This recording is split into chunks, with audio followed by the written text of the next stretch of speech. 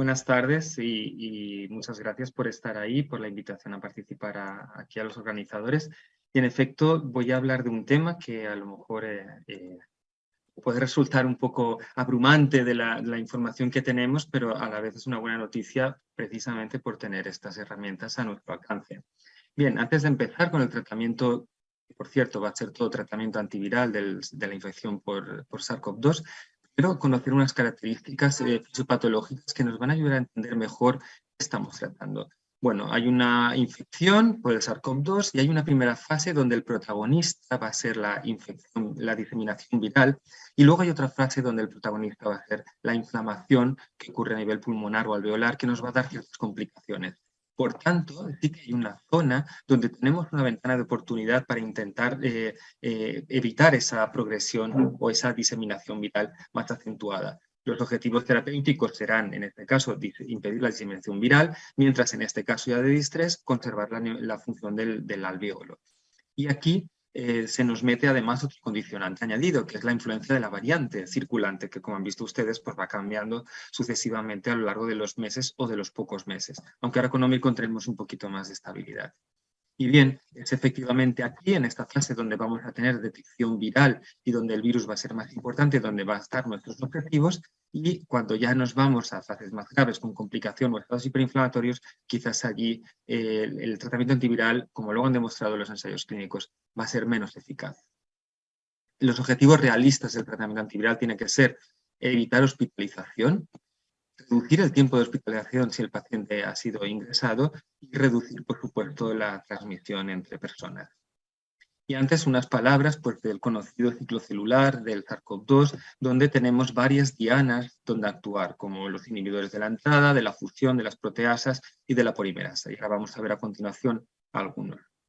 He dividido la charla entre las evidencias de tratamiento en pacientes hospitalizados y en pacientes ambulatorios. Y vamos a pasar ahora a verlos. Concretamente en pacientes hospitalizados, el fármaco, el antiviral que ha demostrado tener algo de eficacia ha sido Remdesivir y de él vamos a hablar.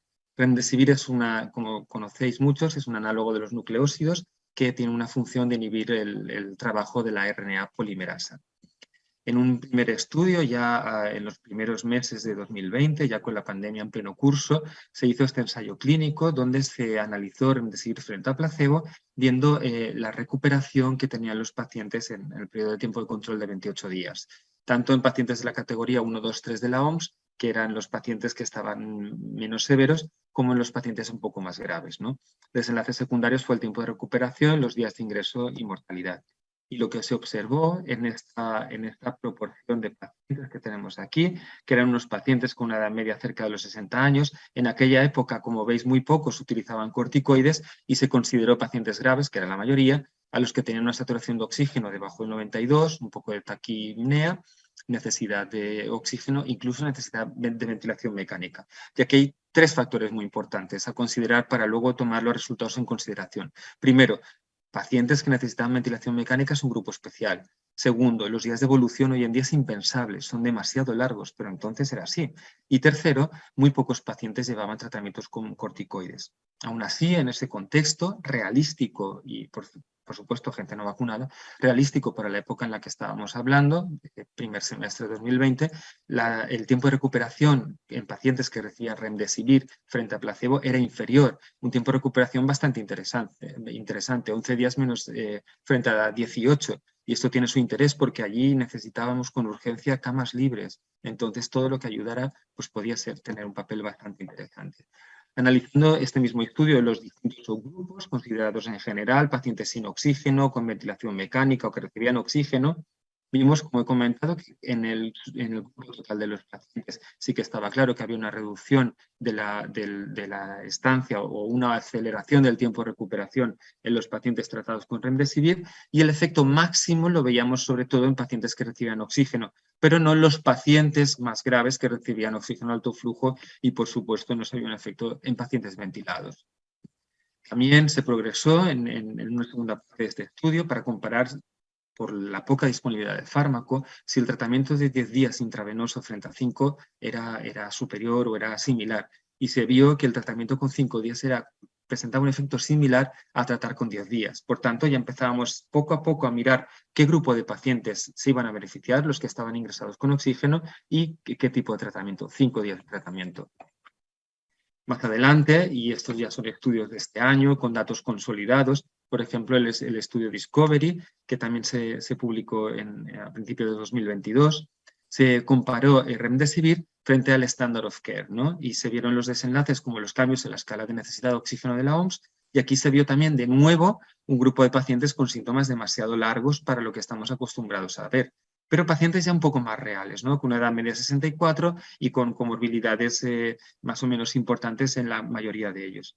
Se vio que Remdesivir en este caso no te hacía progresar o mejorar en las escalas de la OMS, pero sí que había un retraso en la progresión a ventilación mecánica de los pacientes que lo necesitaban o ECMO y una menor mortalidad a los 29 días. Por tanto, ya nos estaba dando una pequeña señal que encima estamos retrasando la sucesión de desenlaces graves. Y luego vino el análisis final, porque el análisis preliminar de Solidarity, el estudio promovido por la OMS, no era demasiado halagüeño para Remdesivir, pero en el examen final, donde hay, como veis aquí, un gran número de pacientes, más de 4.000, comparado con un grupo control en abierto, y viendo ya desenlaces potentes, como la mortalidad hospitalaria, sí que se observó que en el grupo de pacientes que recibían oxígeno a bajo o alto flujo, y a alto flujo no significa gafas nasales de alto flujo, sino significa una FiO2 ya del 50%, sí que había una diferencia en la supervivencia entre los pacientes que recibían Remdesivir frente a los pacientes que recibían el Standard of Care del momento. Bueno, estos son ensayos clínicos, sabéis, ambiente hipercontrolado, y en vida real, ¿qué estaba pasando? Nosotros los ensayos clínicos es esto, la vida real es mucho más amplia y mucho más heterogénea y con más números de pacientes. Entonces han surgido un montón de estudios observacionales, muchos de ellos retrospectivos, pero que nos ayudan a dar un poco una señal de por dónde van los tiros o cómo funciona Remdesivir en la vida real. Y este estudio ya todavía de 2022 sí que empezó a dar pistas en una población con más mortalidad que los ensayos clínicos, más edad de los que estaban ahí y más uso de oxígeno, cómo había una mejor evolución en aquellos pacientes, y los desenlaces a valorar pueden ser diferentes en población tan concreta de ensayo clínico como en población de vida real. Además, como he comentado antes, el tratamiento se administró demasiado tarde. En 9 días ya tenemos una fase viral que casi va a tener poco protagonismo. Y estos estudios, por ejemplo, nos daban pistas del posible impacto en la evolución si trataban más precozmente. Entonces, los pacientes tratados antes de llegar a esa frontera de los 9 días evolucionaban mucho mejor y recibían tratamiento con Remdesivir. Y esto además ha sido contrastado, por ejemplo, por el grupo de Carlos García Vidal, donde se vio que los pacientes tratados, incluso en los 3 primeros días, situación impensable, porque los pacientes no nos consultaban y no teníamos métodos diagnósticos rápidos en aquella época, situación impensable de tratamiento que ahora sí que se da, y eso era una pista importante para mejorar los outcomes del tratamiento Remdesivir. Estudios más recientes, este publicado es un estudio observacional retrospectivo multicéntrico de pacientes de segunda ola, de agosto y noviembre de 2022, pero publicado en este año, donde eran más de 28.000 pacientes contrastados con aquellos que no recibían de Remdesivir y con desenlaces potentes como la mortalidad. Se observó que Remdesivir mejoraba la mortalidad y mejoraba también la mortalidad en aquellos pacientes que no llevaban oxígeno, en los pacientes que llevaban oxígeno de bajo flujo, y ya como cuando necesitaban ventilación o invasiva o no invasiva, ya los desenlaces no eran tan claros, ¿no? En algunos subgrupos de pacientes sí, pero en otros no eran tan claros. En este estudio sí que hay una diferencia de los pacientes de Remdesivir frente a los que no en recibir oxígeno, pero no fue influyente en el análisis multivariante. Los corticoides también fueron diferentes, pero parece que los datos no eran significativos. Así pues, en sucesivos metaanálisis de estudios, ensayos clínicos y estudios observacionales, se concluye que en los pacientes con Remdesivir que necesitan oxígeno, el tratamiento va a mejorar la mortalidad. Por tanto, estamos hablando de una opción modificadora de la evolución que tenemos en nuestra mano, y más ahora cuando podemos administrarla de forma precoz en pacientes que lo van a necesitar.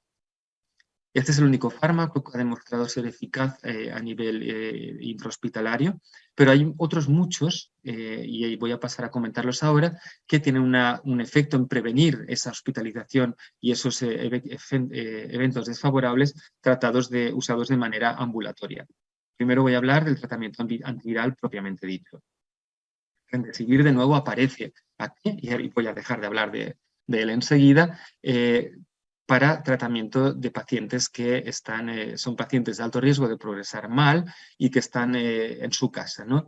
Este ensayo clínico se llevó a cabo en pacientes con ya un tiempo de síntomas mucho más cortos, pacientes más parecidos a los de la vida real, más de 60 años y con diferentes comorbilidades crónicas, administrado de manera intravenosa en hospitales de días, clínicas, urgencias, etc. De ahí se valoró si estos pacientes iban a ingresar o iban a morir más, también como visitas extras, tiempo de mejoría de los síntomas, incluso la posibilidad de la PCR. Y se vio que en los pacientes que en esta serie, en este ensayo clínico, tenían una media de síntomas de 5 días y estas comorbilidades que os he comentado antes, vieron que los pacientes tenían un menor riesgo de ingreso cuando recibían Remdesivir comparado con placebo o comparado con Standard of Care. Pero de manera interesante, cuando nos vamos a la población, es una población especialmente interesante para nosotros porque es gente mayor, es gente que tiene ciertas comorbilidades que se complican y allí el efecto se mantenía. Por tanto, utilizar Remdesivir de manera ambulatoria en pacientes de alto riesgo de complicación puede tener un efecto positivo en los ingresos. Si bien es muy interesante comentaros que este estudio está realizado en una época con pacientes no vacunados y en una época de delta circulante. Omicron es diferente, como sabéis todos, por gravedad y hemos escuchado anteriormente. Surgen nuevas estrategias con diferentes mecanismos de acción y ahí está Molnupiravir, que lo que hace es generar unas mutaciones, genera una mutagénesis acumulada en el genoma de SARS-CoV-2, haciéndolo inviable, ¿no? Se ha visto que incluso su actividad se mantiene mejorada cuando se compara con virus que tienen resistencias o se han modificado para ser resistentes a Remdesivir. Además, se mantiene un poco de efecto de clase sobre otros coronavirus de murciélago, como el MERS o el SARS-CoV, el primero. Aquí se realizó otro ensayo clínico, también en pacientes similares a los que podemos ver, o gente que nos puede interesar proteger, dándolo de manera oral durante 5 días, y en pacientes donde tenían un corto tiempo de evolución de días. Por tanto, es decir, identifico a mi paciente, puedo tener este nicho de tratamiento. Se vio la hospitalización y mortalidad como índice compuesto, aunque ya os avanzo que mortalidad había bastante poco, la progresión a las escalas OMS, a la escala de la OMS y el tiempo de resolución. Comparado con placebo y en una época predominantemente delta, y con pocos pacientes inmunodeprimidos, que son unos grupos que nos interesan de manera especial, sí que se vio que Molnupiravir podía reducir en un 30% el riesgo de muerte o de hospitalización. Aunque como veis en esta gráfica, la muerte era de muy pocos pacientes, era porcentualmente muy, muy baja. El riesgo de hospitalización sí que fue disminuido, pero hay que ser exigente con este tipo de terapias, era únicamente de un 30%. Molnupiravir tiene algunas limitaciones importantes. Es la posibilidad de que se generen resistencias precisamente por la propia mutagénesis que va produciendo. También puede afectar a humanos, tiene un potencial mutagénico que no hay que desdeñar, que por ello no está recomendado en personas embarazadas o en niños. Es muy eficaz en las fases precoces, es decir, diagnosticamos y el planteamiento no tiene que ser demorado para tratar. Y además tiene una cosa muy generosa, que ha sido la cesión de patente a la OMS, por tanto se puede explotar quizás en países que tienen menos recursos. El fármaco más utilizado o con más evidencia que tenemos hasta el momento oral para tratar a los pacientes ambulatoriamente es Nimatrevir-Ritonavir, que es un inhibidor de la MPRO, que es una proteasa que se encarga de generar, de colaborar en la generación de las proteínas de los viriones. Bien, también se hizo un ensayo clínico con pacientes muy similares a los anteriores, tratamiento oral, mismos desenlaces de hospitalización o muerte, más número de pacientes muy precoces, mirar aquí como casi de 2/3 partes de ellos tenían menos de 3 días de síntomas y Lo malo es que había muy pocos pacientes inmunodeprimidos. La variante no se comenta en el estudio, pero en la época de realización no había Omicron todavía. Y en ese contexto, pacientes no vacunados, súper importante, se vio que Paxlovid, que es la marca comercial del único que hay de Nimartevir Ritonavir, producía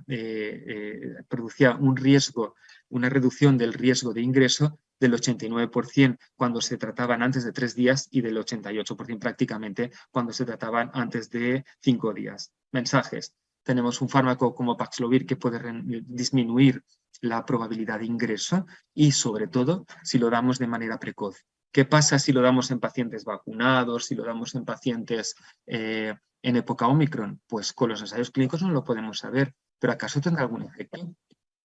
Lo veremos a continuación.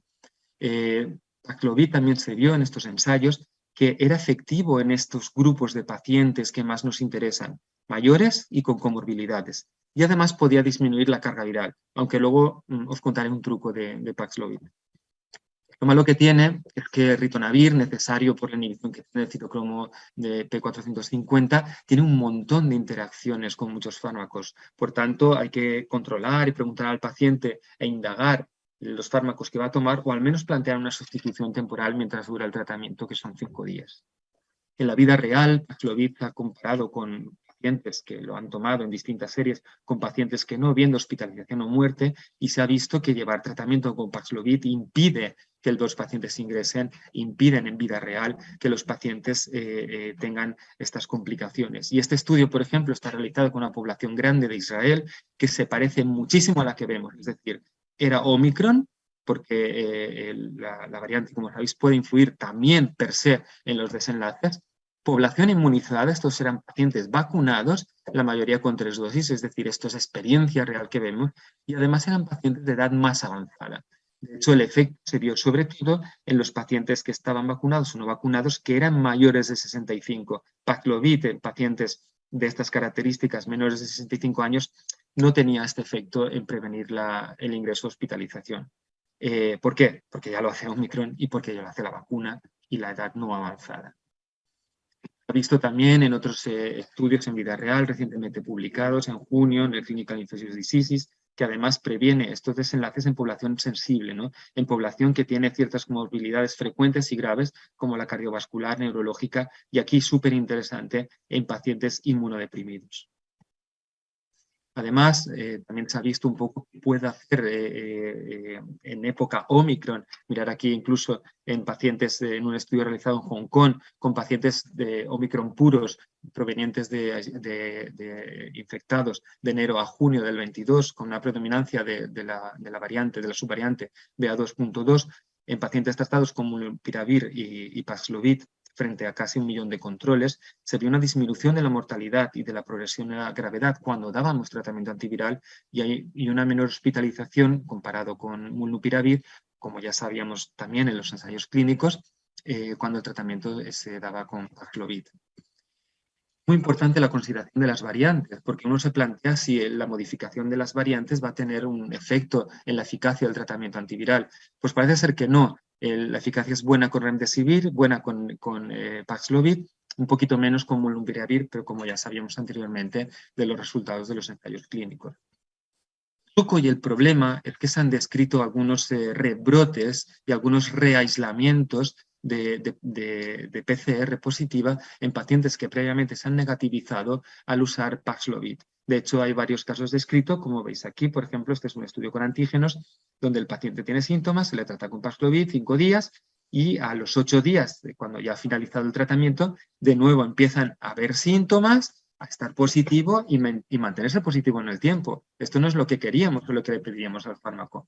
Incluso hay casos descritos de que se han prolongado hasta 28 días y todo el aislamiento o el rebrote tardío de pacientes que han recibido Paxlovid.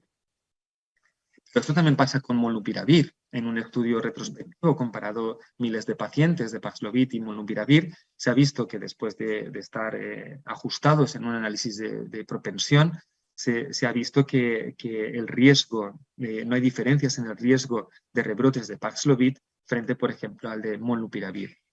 Y esto la explicación parece ser Es que Paxlovid es como muy esterilizante, si se puede decir la palabra, ¿no?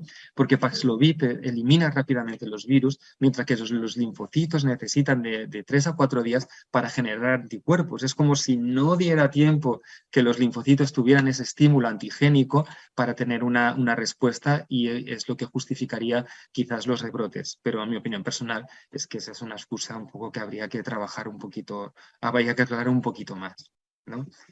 La otra parte, junto a los antivirales claves en el tratamiento ambulatorio de los pacientes, son los anticuerpos monoclonales, la mayoría utilizados como herramientas de preexposición, es decir, población de riesgo de ir mal, y estamos pensando en gente con comorbilidades, gente mayores, pacientes inmunodeprimidos, que además no tienen una adecuada respuesta a la vacuna, o no vacunados porque tengan contraindicación de la vacuna. Pero un paciente inmunodeprimido vacunado, aunque tenga 3 dosis, probablemente hay que considerarlo como si no estuviera vacunado por la baja eficacia vacunal en ellos. Ha habido el desarrollo de muchos, Omicron ha ido arrollándolos, y en el tintero tenemos únicamente 2 más, que tenemos un poco más de evidencia o de solidez, que es Sotrovimab y Tixagevimab, Zilgamimab, también conocido como Evusheld, que es más fácil de pronunciar y es lo que voy a comentar. Aquí en este estudio, en el ensayo clínico de Sotrovimab, utilizado en pacientes de riesgo, se vio que produce una reducción de hasta el 85% en una protección frente al ingreso y desenlaces graves de los pacientes, ¿no? Por tanto, esto podía ser era uno de los más o menos primeros que salió, o al menos con potencial prevención de estos problemas. Posteriormente van cambiando las variantes, se va dificultando su acción y se ve que se pierde, y luego lo veremos a continuación, su efecto neutralizante, pero se piensa que aunque esté perdido o atenuado por las distintas subvariantes de Omicron, sí que existe un efecto, una función efectora, es decir, un estímulo a los linfocitos de que tiren para adelante en el tratamiento de la infección. Eso puede ser la justificación, junto con la variante, que en un metaanálisis reciente se viera que con Sotrovimab administrado como preexposición había una menor mortalidad, menos probabilidad de ingreso, incluso de recibir ventilación mecánica o ingreso en UCI. Evusheld también es una combinación de 2 anticuerpos monoclonales muy interesante, porque no actúan en un punto de acción que Omicron lo puede cambiar, actúan 2. Entonces es más difícil tener una pérdida de eficacia, pero aún así también puede tambalearse con el cambio de variantes. En un ensayo, como comentaba antes, de población especialmente susceptible, ¿no?, o con una respuesta inadecuada a la vacunación y con alto riesgo de exposición, se vio un poco si la administración de Evusheld, que es una inyección intramuscular o intravenosa cada 6 meses en pacientes de riesgo, tenía un efecto en prevenir hospitalización y gravedad de la enfermedad. Y se vio que en efecto sí, el uso de Evusheld en estos pacientes seleccionados protegía frente a ese desenlace. Cuando analizamos en otros ensayos clínicos publicados también respecto a buscar otros matices del efecto de Evusheld, se vio que en pacientes infectados que no están vacunados y no están hospitalizados, la prevención de hospitalización fue superior, por supuesto, con Evusheld que comparado con placebo. Y esto se mantuvo incluso a los distintos días de evolución de síntomas y en poblaciones muy interesantes como son los inmunodeprimidos o los pacientes que no habían generado anticuerpos, es decir, no protegidos por ninguna vacuna. Hay distintos trabajos también que plantean el uso de monoclonales en los pacientes inmunodeprimidos como profilaxis, que luego lo podemos hablar o discutir si queréis. El problema son las variantes.